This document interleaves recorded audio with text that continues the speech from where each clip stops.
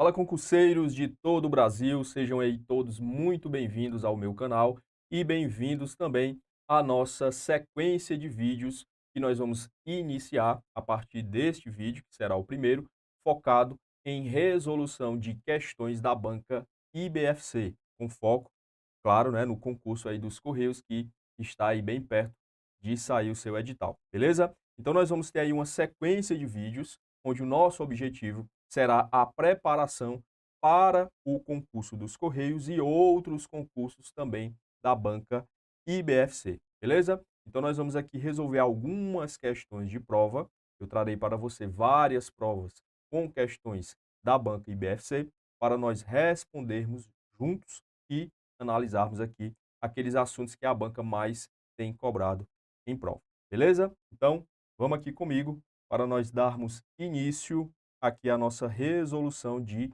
questões. Olha só, a primeira questão que nós temos aqui, uma provazinha recente da IBFC, do ano de 2024, e essa primeira questão, nós temos o seguinte: é comum, do ponto de vista técnico, na área de tecnologia, ouvirmos falar da sigla URL. É comum também falarmos que iremos digitar a URL de um website no navegador. Assinale a alternativa que apresenta o significado dessa sigla. Pessoal, URL nada mais é do que aquele endereço, aquele endereçozinho, é aquele campo que você tem no seu navegador, onde você vai digitar o endereço ou a localização daquele site na internet, tá bom? Então nós temos aí uma estrutura padronizada para você chegar até um site. Quando você vai mandar, por exemplo, uma correspondência para alguém, você precisa escrever naquela carta, naquele documento lá, uma estrutura de um endereço corretamente. Você precisa colocar o logradouro, né, se é uma rua, se é avenida, aquele endereço, o número da casa, o bairro, a cidade, o estado e, por fim, você vai colocar ali o CEP. No caso dos sites, não é muito diferente disso, tá? Você tem que obedecer uma estrutura correta para você chegar até um determinado site. Vou dar aqui como exemplo o meu site. Então, quando você for acessar o meu site, você vai digitar assim, ó, www.alansouza.com.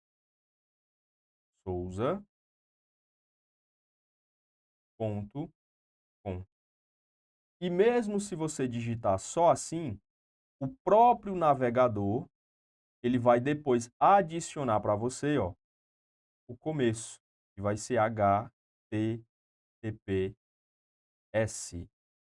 dois pontos, barra, barra.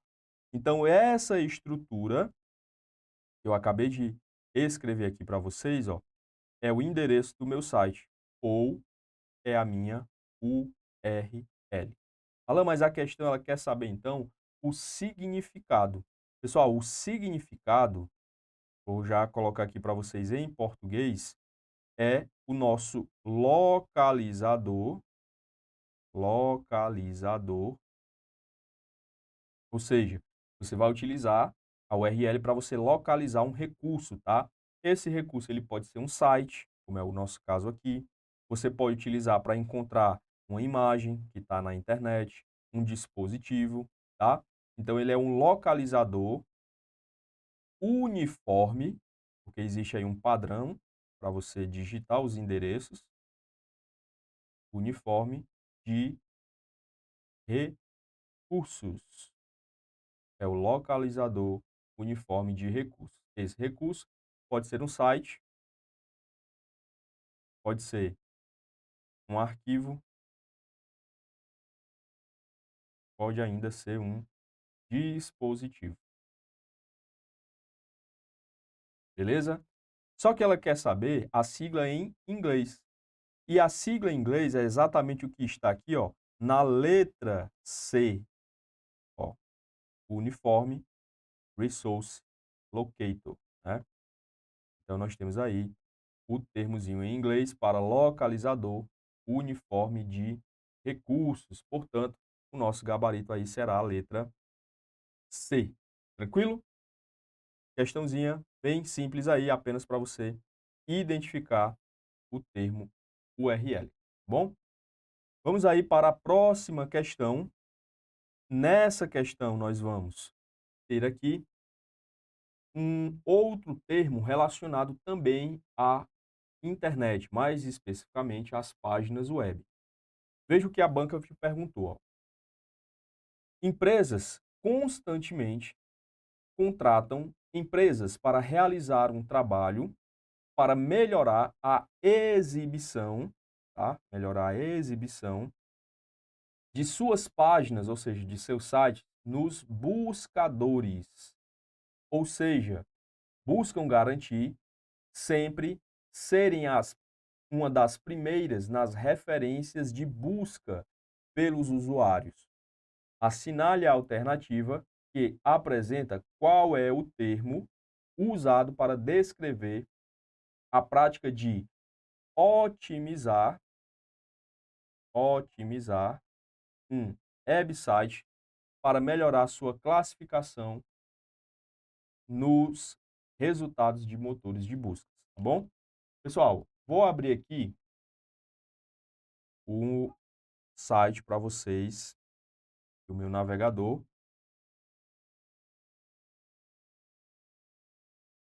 Vou abrir aqui para vocês, olha só. Beleza. Tenho aqui, então, o meu motor de busca, ou seja, o meu site de busca, que é o Google. E eu vou digitar aqui uma pesquisa. Vou colocar aqui, professor, está até aqui, ó, Alan Souza. O que que acontece? Quando eu digito um termo na minha busca, ele vai fazer uma lista de sites, de vídeos, de conteúdos que estão relacionados com aquilo que eu digitei. E aí, é claro, aqueles que ele vai entender que tem maior probabilidade de ser o que você está pesquisando vão aparecer no topo.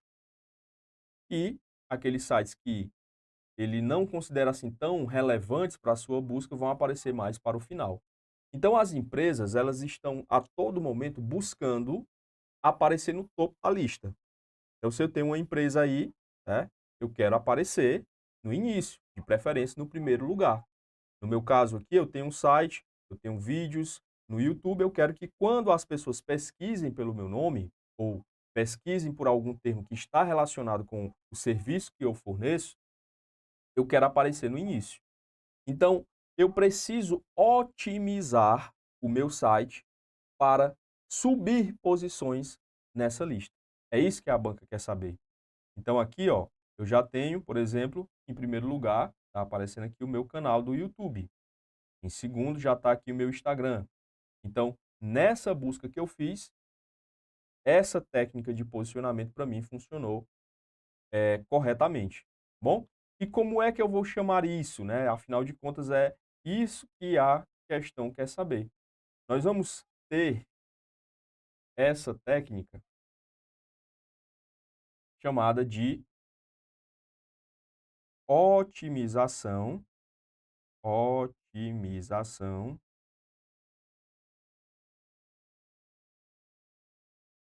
de mecanismos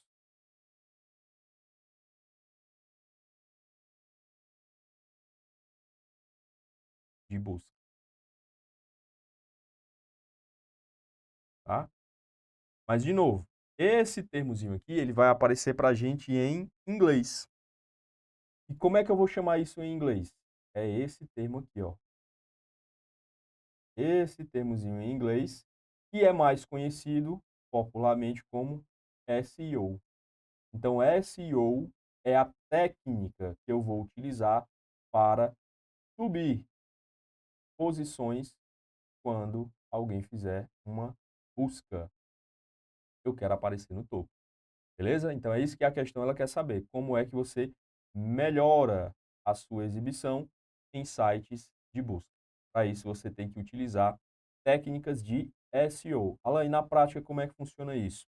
A empresa que vai desenvolver essas técnicas, ela vai usar de palavras-chave, ela vai utilizar aí de termos de maneira que a pesquisa que a pessoa está fazendo, ela cruze e encontre de forma mais fácil aí o site da empresa, tá bom? Então, resposta letra E. Pessoal, nessa mesma prova, nós tivemos aí mais uma questão relacionada com buscadores. Nós temos assim, ó, buscadores são constantemente utilizados por todos para buscar uma determinada informação. Estes buscadores realizam centenas de buscas em sites indexados. Quando se utiliza aspas duplas em uma pesquisa online, assinale a alternativa que apresenta qual é o efeito mais comum nos resultados do mecanismo de busca. Pessoal, quando você faz pesquisas através dos buscadores da internet, através do Google, através do Bing, que é da Microsoft, tá?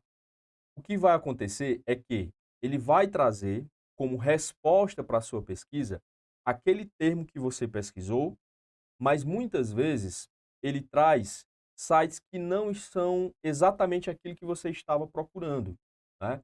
Então, se eu vou lá e digito assim, ó, concurso, concurso,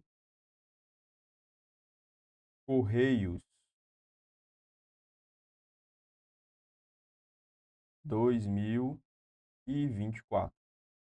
O que é que o Google vai fazer? Ele vai colocar no topo da lista de sites que ele encontrou aqueles que tiverem as 3 palavras, tá? Concurso, Correios e o ano de 2024. Só que dependendo da busca que você fizer, dependendo do termo que você estiver pesquisando, vai aparecer alguns sites que não vão ter as 3 palavras. Vai ter site que vai ter somente a palavra concurso, então vai vir sites que têm concursos do Banco do Brasil, concursos da Polícia Federal, concursos de prefeitura, e pode ser que você não queira que apareça esse tipo de resultado. Vai ter site que vai aparecer apenas o termo Correios, notícias sobre os Correios, não necessariamente sobre o concurso. E vai ter site com informações, por exemplo, alguma coisa relacionada a 2024.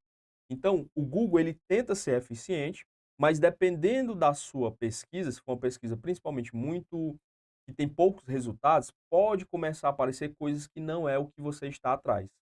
Então, existe uma maneira de você forçar o Google a pesquisar somente sites que têm esses termos exatamente como você digitou, os 3 e na mesma ordem e escrito da forma que você digitou. Como é que eu vou fazer isso? Eu vou usar justamente as aspas envolvendo a minha pesquisa. Quando você envolve a sua pesquisa utilizando aspas dupla, você obriga o Google a fazer uma busca por uma correspondência exata, tá? Ó, termozinho, ó, palavra-chave, eu vou ficar atento a isso. A palavra exata, ela está relacionado com o uso das aspas duplas, tá bom? Então, o nosso gabarito aí será a letra B de bola. Se eu abrir aqui novamente, olha só, o meu navegador, eu pesquisei aqui, ó, professor Alan Souza, tá? Descendo aqui, olha só o que foi que apareceu para mim aqui, ó. Dá um zoom aqui. Ó, já apareceu aqui, por exemplo, alguns sites que não são meus, né? É outro professor aqui, ó. Apareceu inclusive um professor chamado também Alan Souza, Alan de Souza, né? Com 2 L's. Então, se eu digitar a minha pesquisa utilizando aspas, eu estou obrigando agora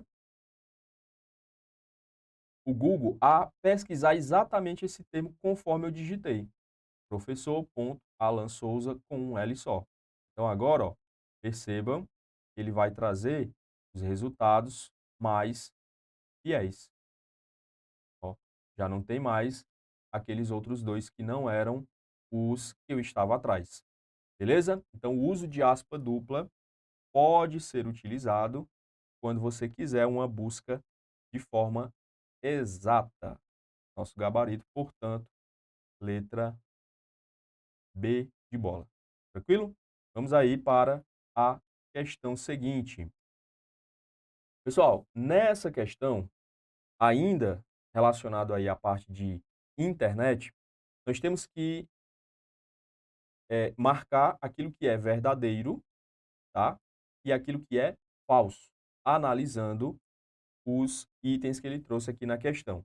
Então, essa questão aqui, ela vai falar a respeito dos navegadores web, também chamados de browsers, tá? Alan, o que são esses navegadores? São os programas que eu vou utilizar para navegar, ou seja, para acessar os sites, tá? Então, para acessar um site, eu preciso de um programa específico para isso. É o Word que vai fazer isso? Eu vou usar o Excel? Não, eu vou utilizar programas como, por exemplo, o Google Chrome, o Mozilla Firefox, o Microsoft Edge, tá? O Safari. Então, esses programas são chamados de navegadores justamente porque eu vou navegar nesse mar de informações que é a internet, beleza? E aí ele também pode aparecer com termos em inglês que são chamados de browsers. Então, vamos lá. Primeiro item aqui para a gente analisar. O navegador Google Chrome foi lançado pela primeira vez em setembro de 2008. Pessoal, isso aqui é verdadeiro, beleza? O Chrome, a gente tem até uma sensação aí que ele está há mais tempo no mercado, né? Mas lá nos anos 90, né, comecinho dos anos 2000, quem reinava como navegador disparado era um navegador chamado de Internet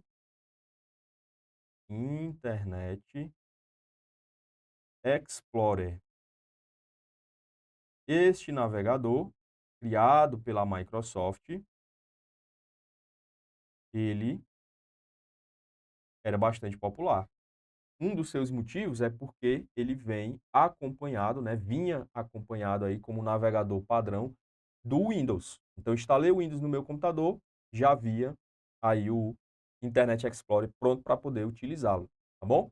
Só que aí em 2008, mais especificamente em 2 de setembro de 2008, a Google resolve entrar no mercado de navegadores. E ela lança o seu navegador chamado de Google Chrome, tá? Então, esse primeiro item aí, ele é verdadeiro, beleza? O item 2 ele diz assim: a extensão de arquivos .html significa Hypertext Markup Language e não está relacionada a páginas da web. Pessoal, até aqui, ó, onde eu estou marcando, isso está correto.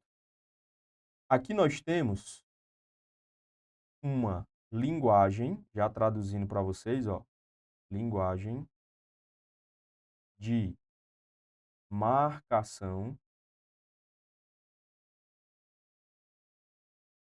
de hipertexto. Pessoal, hipertexto é a base da criação das páginas da internet. Quando você pega aqui um site, vou voltar aqui para o meu navegador, vou abrir aqui o meu canal no YouTube. e eu vou pressionar as teclas Ctrl mais a letra U, tá? Quando eu faço isso, olha só o que é que vai acontecer. Ele vai mostrar para mim os códigos que foram utilizados para criar essa página no YouTube. E percebo que aqui, ó, ele está identificando para mim que eu tenho um doctype, ou um tipo de documento, no formato HTML, tá? E o que é que caracteriza, Alan, um documento HTML? É justamente, pessoal, os documentos que possuem interatividade através de links. Você consegue clicar sobre um link, ele funciona como se fosse um botão.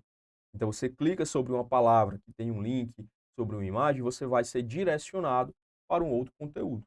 É o caso aqui dessa página no YouTube. Então, se eu clicar aqui, ó, sobre um vídeo desse, ele já vai ser carregado. Então, isso acontece porque eu tenho os meus hipertextos, tá? Então, as páginas HTML, elas funcionam com essa linguagem de marcação. Por que que ele chama de linguagem de marcação e não linguagem de programação, Alan? Porque para você criar os hipertextos ou para você aplicar formatações na página, você vai ter que utilizar uma marcaçãozinha, um símbolo nas suas páginas. Muito parecido, pessoal, com o que vocês têm aí no WhatsApp. Se você está aqui, ó, conversando no WhatsApp e você quer mandar uma mensagem em negrito, quero colocar bom dia e eu quero dar um destaquezinho colocando em negrito. O que é que eu tenho que fazer? Eu vou colocar um asterisco na frente, no início e no final da palavra. E aí o programa já aplica esse efeito negrito. Nas páginas web vai ser bastante parecido, tá? Inclusive o WhatsApp ele traz esse conceito dos próprios sites. Então, quando você está criando um site, se você quer que uma palavra ela fique em negrito, ao invés de você utilizar um asterisco, você vai utilizar este símbolo aqui, ó, de menor que e maior que, e dentro você vai digitar a letra B, de bold, em inglês, que significa negrito. E no final, você vai digitar o mesmo símbolo, mas com uma barrazinha aqui dentro. Então, este efeito vai aplicar no meu site o efeito de negrito, tá? Então, é um código. Isso aqui é o que a gente vai chamar de tag, ou seja, é uma marcação na linguagem HTML que vai transformar esse texto aí, vai aplicar um efeito de negrito, tá? Então, essa primeira parte, ela tá ok. HTML significa isso, a linguagem de marcação de hipertexto. O final é que está errado. Por quê? Ele diz que, olha só, não está relacionado a páginas web. Isso é falso. Sim, está relacionado com as páginas da internet. Portanto, aqui o item 2, vamos colocar a letra F. Beleza? E o terceiro item, ele fala do navegador Safari.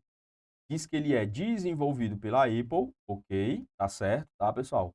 O Safari, ele é o navegador criado pela Apple, tá? Que é a empresa que faz o iPhone, que faz o iPad, que faz os computadores iMac, né? Todos eles desenvolvidos pela empresa da maçã. E ela tem o seu navegador. Assim como a Microsoft tem o dela, tá? Hoje, o navegador da Microsoft, o principal, o oficial, pessoal, não é mais, ó, o Internet Explorer, tá? O navegador da Microsoft agora chama-se Edge, tá? Ela criou, substituindo aqui o Internet Explorer para justamente concorrer, brigar aí com o Chrome, com os outros navegadores, pelas essas fatias de mercado, para ver quem tem mais usuários, né? Então, o Edge é da Microsoft, o Chrome é da Google e o Safari é o navegador oficial desenvolvido pela Apple, tá? E ele é, por consequência disso, o navegador padrão, ou seja, é o oficial, tá? Nos dispositivos iOS.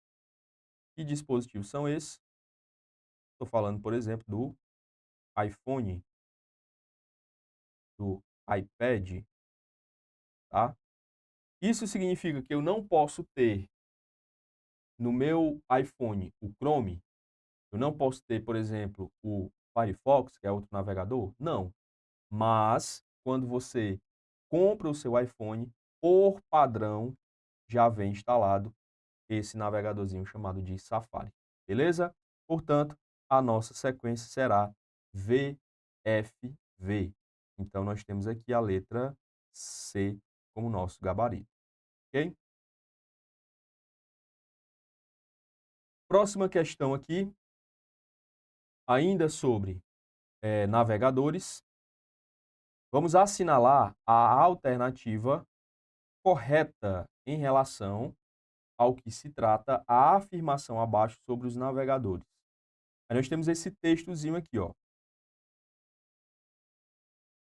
Diz o seguinte: são pequenos arquivos de texto armazenados no dispositivo do usuário, como computador, um tablet ou um smartphone, durante a navegação na internet.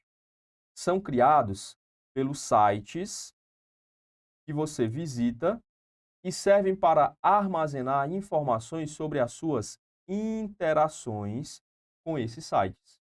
Assinale a alternativa correta. Ou seja, ele está falando de quê aí, tá?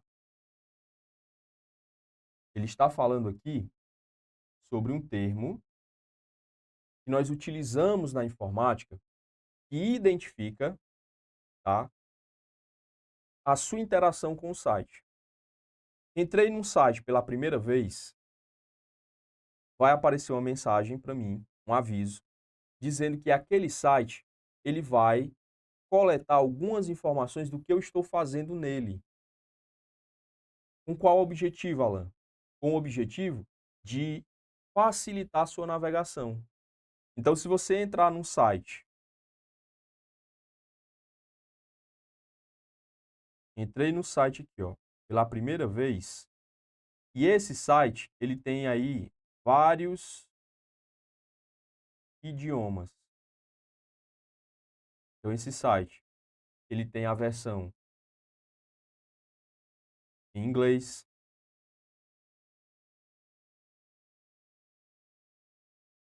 ele tem a versão em espanhol, ele tem a versão em português, tá? Quando eu entrar pela primeira vez, ele vai ativar a linguagem padrão do site. Vamos dizer que seja a linguagem, seja o inglês, tá? Agora, Alan, eu não sei inglês, então eu vou lá e vou mudar, ó, o inglês para o português. Beleza, aí o site fica agora todo em português para mim. Na segunda vez em diante que eu for acessar aquele site, uma semana depois, eu vou entrar lá no site novamente. Qual é o idioma que vai aparecer para mim o site? Ele já vai carregar o seu site direto em português, tá? Segunda vez. Por que que aconteceu isso? Justamente porque o site, ele gravou no meu computador um arquivozinho de texto e esse arquivo de texto, ele me identificou. Quando eu entrar no site uma segunda vez, aquele site ele vai olhar. Opa, esse camarada já esteve aqui. Ele encontrou esse arquivo salvo no meu computador que ele deixou da outra vez. Percebam que agora ele sabe que eu já visitei o site. E ele sabe o que eu pesquisei, o que eu modifiquei nas configurações do site. Então, uma das coisas que ele percebeu foi isso. opa, esse usuário, ele mudou o site para português. Então agora, todas as vezes que eu entrar nesse site, ele já vai deixar o quê? Em português. Então, o objetivo do site aí é facilitar, é melhorar a minha navegação. Isso vai ser muito comum em sites que você entra que vendem produtos. Então, se você entrou no site a primeira vez, vai estar lá um bannerzinho em cima, em destaque, oferecendo alguns produtos lá. Aí você, nesse site, fez uma pesquisa, por exemplo, por um celular. Quando você entrar na segunda, na terceira vez, adivinha o que é que vai estar lá no banner em promoção oferecendo para você? Promoções de celulares. Por quê? Porque ele identificou que da outra vez que você esteve no site, você pesquisou por isso, tá? E qual é o nome que eu vou dar para esse recurso que vai guardar pequenos arquivos de texto no meu computador com o objetivo de melhorar a minha interação no site. Nós vamos chamar isso de cookies, tá? Cookies de navegação. Pessoal, cookie em inglês significa biscoito, tá? E por que é que eles deram esse nome aí? Por conta daquela história do João e Maria. Lembra aquela historinha que a gente ouvia quando era criança? Que eles saíam de casa, eram levados de casa para a floresta para se perderem, e para achar o caminho de volta, eles deixavam o quê? Migalhas de pão até a casa dele. Então eles tinham agora a garantia do retorno, eles sabiam o caminho de volta. Lá nos Estados Unidos, eles não têm aí um costume de comer pão como a gente aqui, mas eles têm o costume de comer biscoitos, os chamados cookies. Então, para eles, a história do João e Maria, eles deixavam o quê? Migalhas de biscoitos, migalhas de cookies. Então, o site ele está deixando ali ó, um arquivo no seu computador como se fosse uma migalha, para ele saber o caminho de volta. Para ele saber, quando você acessar aquele site, que você já esteve lá. Tá bom? Então, é como se ele criasse aqui ó, um caminho de migalhas até o seu computador, onde lá estará armazenado o cookie que ele deixou. Tranquilo? Alan, tem como eu ver isso em um site? Será que o site ele vai me avisar sobre os cookies? Pessoal, antigamente os sites eles não avisavam sobre isso. Porém, por conta de uma legislação que nós temos hoje, eles são obrigados a te informar que aquele site ele vai coletar informações suas, tá? Então, hoje, quando você entra em alguns sites, como é o caso aqui das lojas americanas, tá? Vários outros sites fazem isso, tá? Peguei aqui o exemplo da lojas americanas para vocês verem isso melhor. Ele vai mostrar para mim a seguinte mensagem. Olha só. Americanas e os cookies. A gente usa cookies para personalizar anúncios, foi o que eu falei para vocês, ó, e melhorar a sua experiência no site. Ao continuar navegando, você concorda com a nossa política de privacidade. Então, hoje, as empresas são obrigadas a dar essa mensagem. Então, se eu clicar aqui ó, em continuar e fechar, eu estou concordando com o site das lojas americanas em salvar esse arquivozinho no meu dispositivo para personalizar aí a minha navegação. Tranquilo? Portanto, nosso gabarito aí para a questão será a letra B de bola. Ele está falando dos cookies de navegação.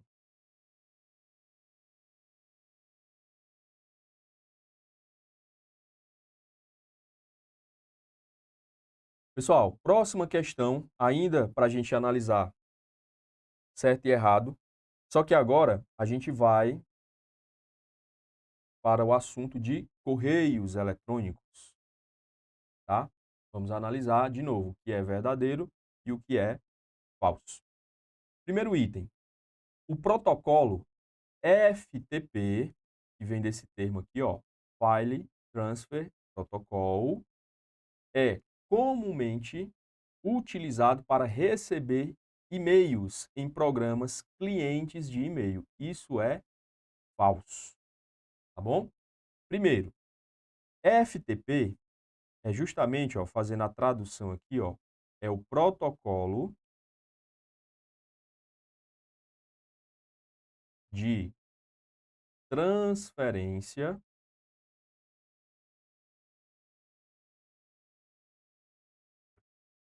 de arquivos. Alan, mas eu não sei nem o que é um protocolo. Pessoal, um protocolo nada mais é do que um programa que vai permitir a comunicação entre os computadores quando eles estiverem em rede, tá? Bom, bem simples é isso. Você tem dois dispositivos conectados em rede, trocando informações entre eles. Isso só é possível, primeiro, porque existe um tipo de conexão entre os dois. Pode ser um cabo, pode ser um sinal Wi-Fi, pode ser uma antena, pode ser um satélite, tá? Então, as redes de computadores, elas precisam de dispositivos para transmitir os dados, mas para que esses dados eles possam ser enviados e recebidos corretamente sem dar nenhum problema, eu tenho que ter um programa, tanto no computador que está mandando a informação, como no computador que recebe, permitindo essa comunicação entre os dois. Como é que eu vou chamar isso? Eu vou chamar de protocolos de redes, ou ainda pode aparecer na minha prova, protocolos de internet.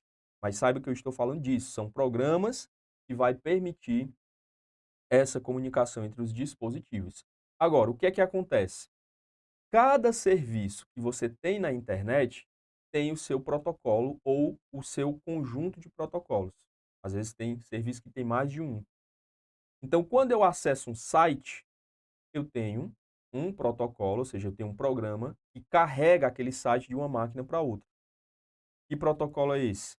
Quando a gente fala de site, olha só, o programa que faz a transferência do site entre as máquinas, entre o servidor e o seu computador, é o que a gente chama de HTTP, ou ainda pode ter um Szinho no final, que indica que aquela transmissão ela é segura, tá? Então, nesse tipo de questão, eu vou ter que associar o protocolo que ela está falando ao programa, ao serviço correto. Então, sites, se falar que é uma transferência de site, HTTP ou HTTPS. Já quando eu for fazer a transferência de arquivos, vou transferir um arquivo de um computador para outro via rede, eu vou utilizar, então, o nosso FTP. Só que a questão está falando em quê? Em e-mail. Então, não pode ser o FTP. Quando eu tiver a questão perguntando sobre protocolo relacionado a e-mail, eu vou ter duas situações aqui, tá? Ou ela vai falar que você está enviando e-mail, ou ela vai falar que você está recebendo e-mail. Se falar que você está enviando um e-mail, aí aqui é tranquilo. É só você procurar pelo SMTP. SMTP é o nome do programa que vai enviar o seu e-mail para o destino, tá? Agora, se a questão falar que você está recebendo, aí nós temos duas possibilidades. Ou ela vai dizer que você está utilizando um programa chamado POP, pode aparecer ainda na prova como POP3, que é só a versão dele, tá? Ou ainda você pode estar usando o IMAP ou o IMAP 4, que é a sua versão. Então perceba que falou de protocolos de e-mail, eu tenho três alternativas que eu vou poder marcar. Ou pode ser o POP, ou pode ser o IMAP, quando eu estiver recebendo o e-mail, ou o SMTP, quando eu estiver mandando o e-mail. Então, a questão, se ela tiver aí alternativas que tem um desses protocolos, ela vai ter que dizer se você está mandando ou recebendo. Então, aqui ele diz, olha como ele está dizendo aqui, ó, você vai o quê? Receber e-mails. Então, eu teria que ter no lugar do FTP, eu teria que ter aqui, ó, ou o POP, ou então o IMAP. Beleza? Item 1, então é falso. O item 2, o termo inbox refere-se à pasta de e-mails enviados. Negativo. Errado. O termo inbox, box, pessoal, é caixa em inglês. E in é algo que está dentro, entrando nessa caixa. Então, aqui, ó, na verdade, é a nossa caixa de entrada de e-mail. Ou seja, é onde você recebe os seus e-mails, tá? Então, inbox é a nossa caixa de entrada e não os e-mails enviados. Então, o item 2 também é falso, ok? E o terceiro, olha como é moleza, ó. O endereço de e-mail é composto pelo nome do usuário e obrigatoriamente, ou seja, eu sou obrigado a colocar um número qualquer. Pessoal, é errado. Quem aqui tem e-mail que não tem número? Muita gente, né? Eu mesmo tenho o e-mail aqui do canal, ó, que vai ser prof.alansouza@gmail.com. Beleza? Cadê o número aí? Então, eu não sou obrigado a colocar um número. Mas eu posso colocar um número? Posso, mas não sou obrigado. Então, o item aqui está errado também, portanto, os três são falsos. Tá bom? Gabarito aqui, letra B.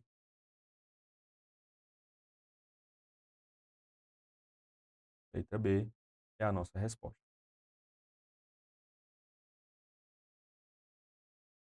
Pessoal, nessa questão aqui, ó, nós vamos preencher essa lacuna aqui com algum termo.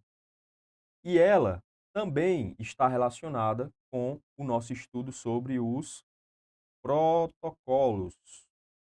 Eu já sei que são programas, mas a gente também vai chamar eles de regras, tá?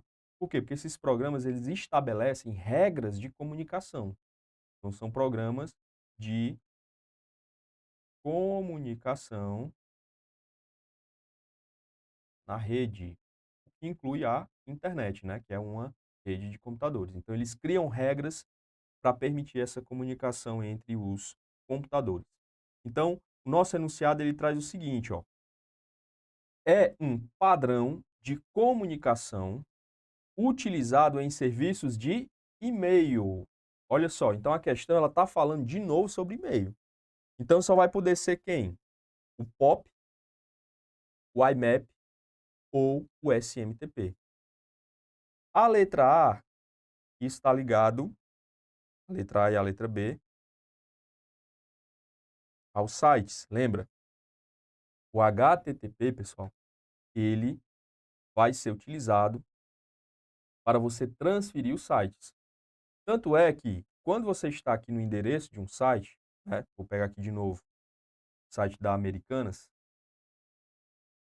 mesmo que eu não digite, olha só, eu coloquei aqui só americanas.com.br, mas se eu clicar aqui, o que é que vai acontecer? Ele vai agora me dar o endereço completo.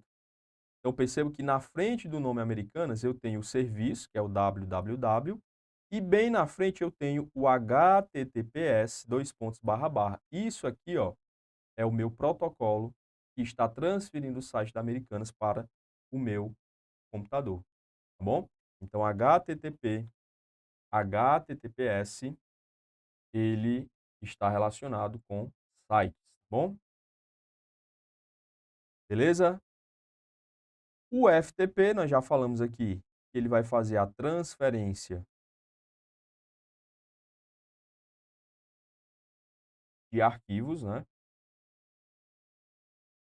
De arquivos. E o UDP, ele vai estar relacionado com a transmissão, por exemplo, de stream. E a stream são aqueles vídeos ao vivo áudios, né, tudo que é de transmissão ao vivo, como é o caso das lives que a gente faz, por exemplo, aqui no canal, eu chamo de stream. Então, como ele é um protocolo, ele tem uma velocidade muito grande, ele vai ser utilizado neste caso, tá bom? Então perceba que a questão, eu poderia responder ela por eliminação, se eu conhecesse aqui todos os outros, mas eu também posso ir direto na resposta. Quando ele fala em recuperar mensagens do servidor, ele está querendo dizer o quê? E aqui, ó, você vai acessar as mensagens do seu e-mail, do seu servidor. E para acessar, eu já vi que eu tenho o IMAP e eu tenho o POP. Beleza? Como só tem o pop, eu vou direto nele. Mas se tivesse os dois, mesmo assim, pessoal, eu iria no pop. Por quê? Porque ele diz ainda aqui o seguinte, ó, para você recuperar mensagens de um servidor remoto, permitindo que os usuários baixem suas mensagens. Uma das características do pop é que ele vai fazer o download, ou seja, ele vai baixar as mensagens na máquina do cliente. Enquanto que o IMAP, ele vai, na verdade, sincronizar os seus dispositivos. As mensagens, os seus e-mails, eles permanecem no computador da empresa lá, do servidor, e você vai, na verdade, sincronizar os seus dispositivos com a sua conta de e-mail. Beleza? Então, gabarito, letra E. Aqui ficou fácil, porque só tem o POP relacionado a e-mails, né? Bem, nessa próxima questão aqui, nós já vamos entrar no assunto do pacote do Microsoft Office, né? Bem, aqui ele já está dizendo na questão, ó, que nós estamos falando de um pacote, ou seja, de um conjunto, não é um programa, na verdade aqui eu estou falando de um conjunto de programas que é chamado de Microsoft Office. Pessoal, Office em inglês, estou falando de escritório. Só lembrar, período que nós tivemos aí de pandemia, onde muitas pessoas foram da empresa para trabalhar em casa, ou seja, elas foram para o home office. Então, quando eu falo aí do pacote Microsoft Office, eu estou falando de um conjunto de programas que lá atrás, quando eles foram criados, o foco desses programas eram para as empresas, eram para os escritórios, né? Claro que hoje nós utilizamos em casa sem nenhum problema, né? Você vai fazer um documento, você tem um programa desse pacote para isso. Quando você vai criar uma planilha, você tem um outro programa que vai ser utilizado e a apresentação tem também o seu programa. Inclusive, a gente tem eles sempre presentes aí nos editais. Então, essa questão aqui ela é bem tranquila. O que é que ela está te perguntando aqui, ó? Ela quer saber, no pacote do Microsoft Office, né, primeiro ele diz que oferta diversas ferramentas aos seus usuários, e ele fala que um dos sistemas largamente utilizados deste pacote é para gerar o que ele chama de apresentações, tá? Ou, posso também dizer, apresentações de slide. E ele pede que você assinale a alternativa que apresenta qual é este sistema, qual é este programa, tá? Pessoal, o Google Slide, ele vai criar slides, ele vai criar apresentação? Vai, mas ele não é da Microsoft. Ele é de qual empresa? Ele é do Google, então não pode ser. O nosso gabarito aqui é o bom e famoso PowerPoint, né? Disparado aí o programa de apresentação mais conhecido do mercado. Este aqui, ó, Keynote, é o programa de apresentação desenvolvido pela Apple. Tá? Faz parte do pacote que ele chama de I/O. O Prezi é também uma ferramenta de apresentação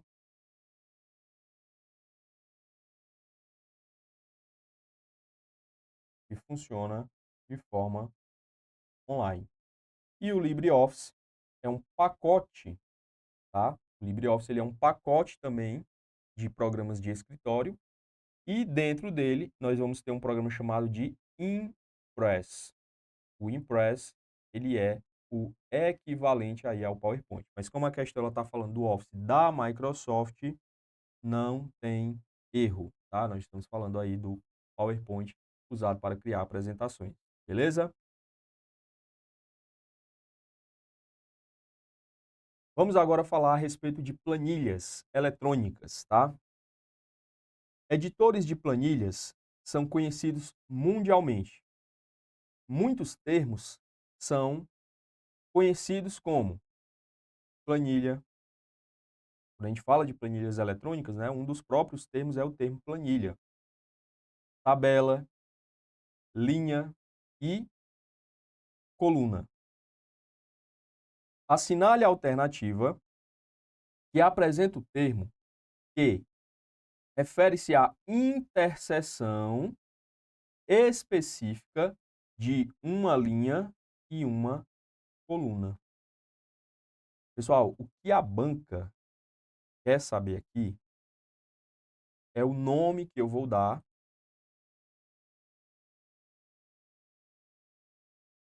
para esses quadradinhos aqui, ó. Aqui uma borda. Então, cada um desses quadradinhos aqui que eu tenho é a interseção, ou seja, é o cruzamento de uma coluna com uma linha. É isso que ela quer saber aqui, ó. Então, qual é o nome que eu vou dar para esse quadradinho aqui? Nós vamos chamar isso de célula, beleza? E cada célula do Excel ou de outros programas de planilhas eletrônicas, eles têm uma identificação que é justamente a letra da coluna a qual ele pertence e o número da linha em que ele está. Portanto, esta célula aqui que eu tenho selecionada, ela é a chamada célula C4, porque está na coluna C, na linha 4, justamente nessa interseção ou nesse cruzamento. Então, você consegue identificar, ó, qualquer uma das células por esse cruzamento. Essa agora que eu estou selecionando, ela está na coluna F e na linha 5. Então, ela é a célula F5, beleza?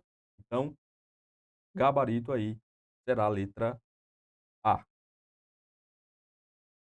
Estamos falando de células, tá bom?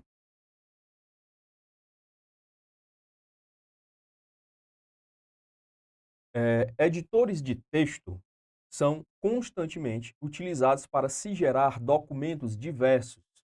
Assinale a alternativa que apresenta qual editor de texto baseado em nuvem, permitindo colaboração em tempo real e acesso a partir de diferentes dispositivos. Pessoal, o que nós temos aqui é uma ferramenta que você vai utilizar para criar documentos. Só que ele foi bem claro aí, ó. Essa ferramenta ela vai ser baseada na nuvem. Alão, o que é nuvem? A nuvem aqui na informática, pessoal, significa que ela está na internet. Então, é uma ferramenta online. Tá? Você vai usar diretamente do seu navegador através de um site. A segunda característica, ele diz que ele vai permitir a colaboração, ou seja, você vai poder ter aí várias pessoas editando aquele documento ao mesmo tempo. E ainda pode ser acessado de diferentes dispositivos, tá? O Word da Microsoft, ele tem uma versão que é o Word 365. Essa versão é justamente uma versão que funciona de forma online. Se nós tivéssemos aí a alternativa Word 365, nós poderíamos marcar. Só que aqui ele está dando que é a versão do Word 2010, versão bem antiga, tá? Então essa versão aqui, ela não tem esses recursos de colaboração, não funciona na nuvem, não funciona em colaboração de tempo real, então não vou marcar. Muita gente poderia já mirar aí e marcar, né? Mas tem que olhar qual é a versão que ele está te dando aqui, ó. Se no lugar de 2010 tivesse 365, essa é a versão online. Essa sim estaria ok. Agora, eu tenho uma outra ferramenta que também faz isso, só que não é da Microsoft. Ela é da Google. É o que nós chamamos de Google Docs. Se você tem um e-mail da Google, você consegue utilizar essa ferramenta, tá? Muito simples. Você vai fazer o login usando o seu e-mail, seu Gmail, ó. E aqui você vai clicar, ó, nos aplicativos da Google, Google Apps. E aqui você vai encontrar seu Google Drive, seu Gmail, e aqui também estará o nosso Google Docs, né? Aqui já está em português, ele chama simplesmente de documentos. Se eu quero criar planilhas, eu venho aqui no Google Sheet ou planilhas. E se eu quero criar apresentações, eu tenho o Google Slides ou simplesmente aqui apresentações. Então eu vou clicar aqui, ó, em documentos, tá? Vou criar aqui um modelo em branco. Então aqui eu tenho as ferramentas necessárias para poder criar esse documento. Já está funcionando diretamente da internet, ou seja, já está na nuvem. E aqui, olha só, eu tenho o botão de compartilhar. Então eu posso aqui compartilhar esse documento e outras pessoas podem também editar junto comigo em tempo real. Tranquilo? Então, nosso gabarito aí será letra E. A gente está falando então do Google Docs ou na versão agora em português, ele chama simplesmente de Google Documento.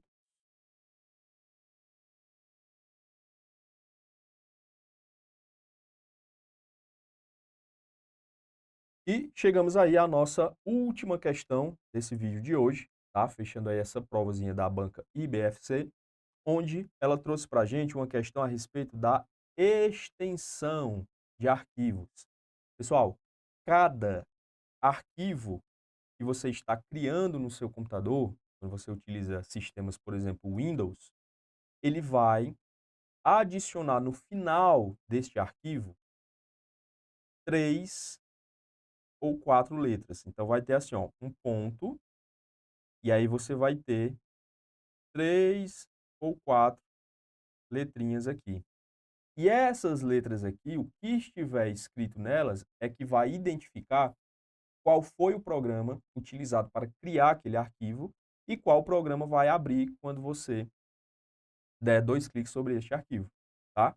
Então ele está te perguntando aqui, ó, qual é o formato ou qual é a extensão de arquivos padrão para documentos criados no Microsoft Word, beleza?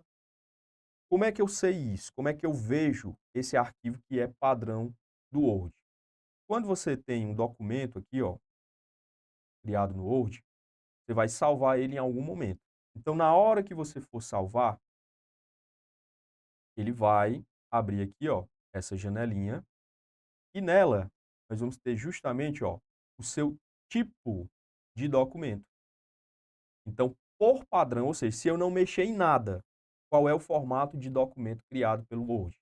É o DocX, tá? É o DocX. Tanto é que ele já está me dando aqui, ó, o nome e no final ele já tem ponto DocX. Alan, por que que a gente diz que isso aí é o documento padrão? Porque se eu quiser, eu posso vir aqui e escolher outros formatos, tá? Olha só, eu tenho aqui a opção de salvar em PDF, eu tenho a opção de salvar em documentos de texto sem formatação, que é o TXT. Eu tenho a opção de salvar no concorrente do Word. que é o Writer, LibreOffice Writer, que é o .odt, mas por padrão, se eu não mexer em nada, ele salva em DocX. É por isso que nós temos aí a palavra padrão, tá? Então o Word, ele salva em PDF? Salva. Se você escolher lá, ele salva. Ele salva em TXT? Salva também. Alan, HTML ele não salva, porque é um site. Sim, o Word ele consegue salvar um documento criado nele num formato de um site. E ele também salva nesse formato aqui, ó, RTF. Então, todos os formatos que estão aí nas alternativas, o Word consegue salvar. Só que a questão, ela está te perguntando o quê? O formato que é padrão. Padrão. Se é o padrão, nós estamos falando aqui do formato DocX, tá? Você vai lembrar de documento, portanto, eu lembro que o formato é doc, e a partir da versão do Word 2007, a Microsoft adicionou esse X aqui no final. Então passou a ser DocX. Por quê? Porque ela, a partir da versão 2007, introduziu dentro do Word, dentro do Excel, dentro do PowerPoint, uma linguagem chamada de XML. Por isso que esse X foi parar no final da extensão. Então o formato será o nosso DocX. Beleza? Bem, chegamos aí então ao final do nosso primeiro vídeo de uma sequência que nós vamos ter de resolução de questões da banca IBFC com foco aí no concurso dos Correios, mas também em outros concursos dessa banca, tá bom? Então, se você chegou até aqui e você gostou desse vídeo, se te agregou algum valor, deixa o seu like, tá? Faz a inscrição aqui no canal e ativa as notificações para você não perder nenhum vídeo que será postado aqui no canal, tá? A gente vai ter aí vídeos semanais para diversas bancas e também esses vídeos exclusivos para os concursos da banca IBFC, beleza? Então é isso, grande abraço e nos vemos no próximo vídeo.